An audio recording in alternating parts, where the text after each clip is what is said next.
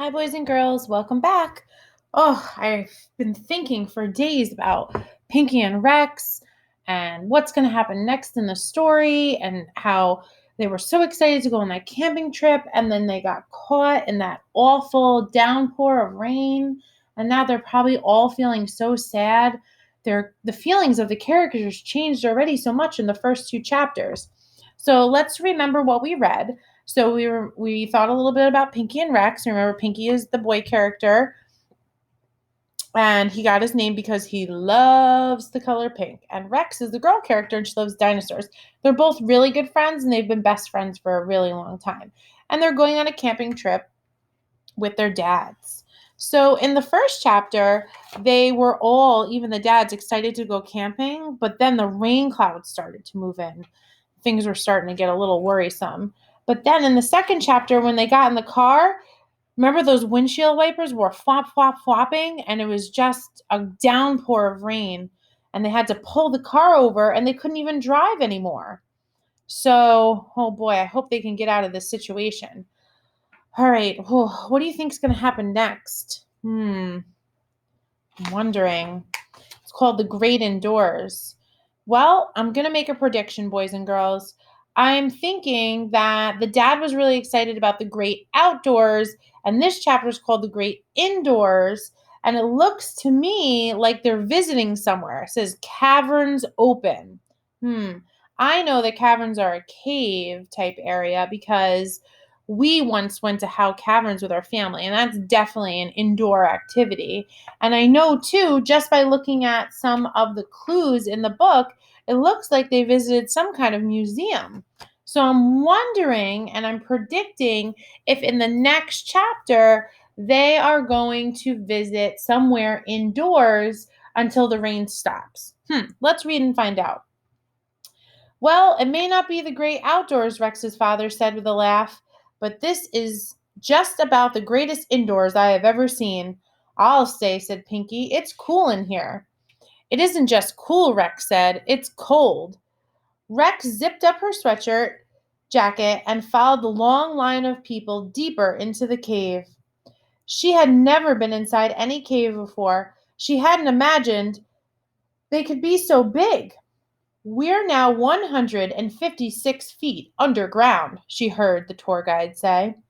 The temperature is a constant 52 degrees, but it feels even colder than that because it's so damp.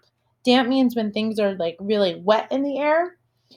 Not as damp as if it's outside, Rex's father muttered. Oh, he's making a silly joke because remember how wet it actually is outside in the rain? Rex looked up at him. This isn't the camping trip you had in mind, huh, Dad? She asked. Her father shrugged. That's okay. I've always wanted to visit this cavern. So what if it took us 100 miles out of our way? Wow, look at that stalactite. Or is it stalagmite? I always get those two mixed up. Pinky and Rex chanted in unison. Stalagmite pushes up with all its might. Stalactite hangs down, holding tight. When her father looked surprised, Rex added, School. So I'm thinking they must have learned that little poem in school. Ah, he said. As they rode the elevator up at the end of the tour, Pinky and Rex agreed that there were two best parts about the cavern and one big disappointment.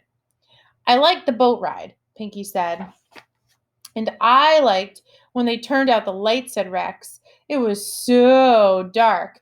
And it was really funny when your dad went, yeah, ha, ha, ha, like a witch or something. Or something, said a woman standing next to them. Pinky's father started to make a joke, but stopped when her look told him she hadn't been amused. He smiled weakly and breathed a sigh of relief when the elevator door just opened. I just wish we could have seen some bats, said Rex, stepping out. Oh, wait a minute. Remember the bat on the front of the page I was wondering about on the cover? Me too, said Pinky. There are some bats, Pinky's father pointed out. They all looked in the direction of the gift shop. Life-size rubber bats, hanging in clusters over the cash register. Rex's father smiled. Just what the doctor ordered, he said, leading the way up to the gift shop. Rubber bats to chase away the rainy day blues. Nothing like a gift shop, right? Oh. All right, so I just finished chapter 3, and I'm thinking, I gotta think back on what happened in this chapter. So they decided to visit a cavern.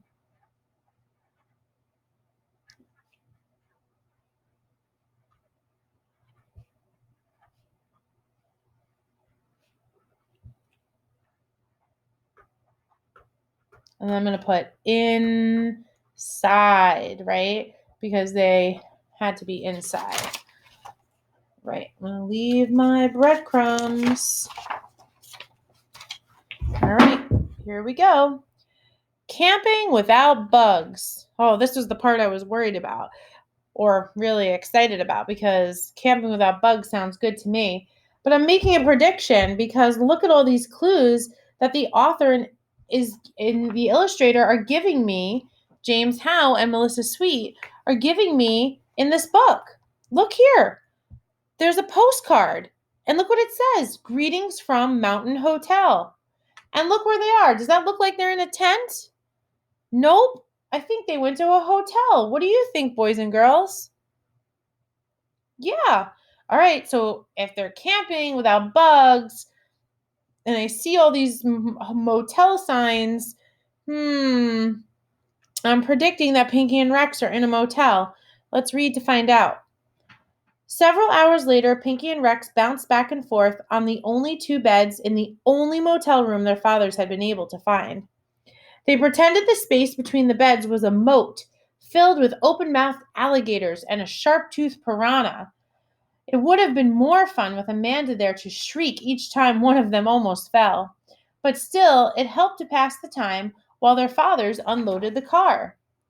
Not a very big room, is it? Pinky's father said as he swung open the door, his arms piled with suitcases and backpacks. He was dripping wet from the rain. A puddle quickly formed around his feet. Rex's father appeared behind him. His foot puddle merged with Pinky's father's to become a small lake. I have good news and bad news, Rex's dad announced. The bad news is that this is the largest room they have. Actually, this is the only room they have. The restaurant closed 5 minutes ago. The rain is going to continue through tomorrow, and my left hiking shoe has a hole in it. Oh my goodness, that's a lot of bad news, isn't it, boys and girls? All right, maybe we'll have some good news. What's the good news? Pinky asked. Rex's father looked at him blankly. I don't remember.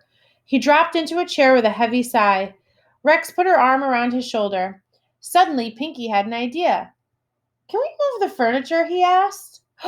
Boys and girls, do you have a prediction? Quick, whisper it. I had the same prediction. I was also thinking they were going to move the furniture to make their own indoor campsite. Let's see if they do it. His father pushed one of the beds away from the wall. It creaked, but budged easily. Why do you want to move the furniture? He asked. Pinky whispered in his father's ear. Great idea, his father said. Turning to Rex's father, he said, Sam, we passed a fast food place about 2 blocks before we came to the motel. Why don't you go pick up some hamburgers? And hot dogs, Rex chimed in. Why don't we just go there and eat? Rex's father asked. Pinky and his father looked at each other. Sam eyed them suspiciously. What are you up to? He asked. Oh, nothing, said Pinky's father. Okay, but if you're thinking of short-sheeting me. Pinky's father gave him a gentle shove out the door and then quickly got Pinky and Rex to help him put Pinky's plan into action. When Rex's father returned 20 minutes later, he couldn't believe his eyes. Oh, boys and girls, did our prediction come true? It did. There, in the middle of the room, stood the brand new tent with 4 sleeping bags laid out in a neat row inside. Wow, was all he could say. Pretty cool, huh, Dad? Said Rex. We can't camp out, so we're camping in. So clever. And the best part, her father said with a growing smile, is that we don't have to worry about bugs. Pinky and Rex glanced at each other and tried to keep from laughing. There were 4 rubber bats waiting for Rex's father in his sleeping bag. So they are doing a prank after all. That's pretty funny that they put those rubber bats in his sleeping bag. I bet you he gets really scared when he sees them. All right, so let's think about what happened in this chapter, boys and girls. What do you think happened? Yeah, me too. So let's see. Let's write. They came up with a plan to surprise Rex's dad because he was sad, right? I'm just going to put in parentheses that he was sad. And camp indoors. Okay, I'm leaving my breadcrumbs. All right, boys and girls, I can't wait until next time so we can see how this problem of the rainstorm is going to get solved. But it looks like it's already on its way, doesn't it? It looks like they're already starting to have a good time. All right, until next time.